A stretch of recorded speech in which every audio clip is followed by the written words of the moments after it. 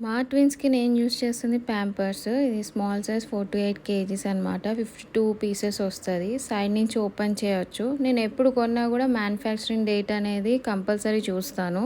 2-3 years above అయితే గనక అవి ఎక్స్‌పైర్ అయినట్టే. లూజ్ అయినా, ఏదైనా పౌడర్ కింద రావడం గానీ ఏసినప్పుడు అవన్నీ చూసుకోవాలి.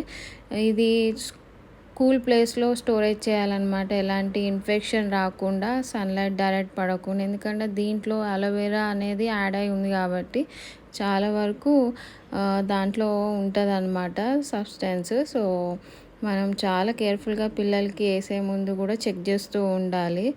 ఈ డైపర్స్ అనేవి నాకు ఆల్ నైట్ 2 టైమ్స్ నేను చేంజ్ చేస్తాను. డేలో ఏమో 4 అవర్స్‌కి చేంజ్ చేస్తాను అనమాట.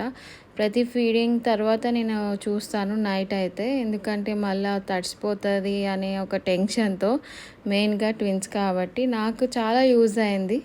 పిల్లలు ఎదిగే కొద్దీ ఎక్కువ యూరిన్ ఏస్తారు కాబట్టి ఇది బాగా నచ్చింది అండ్ సేఫ్.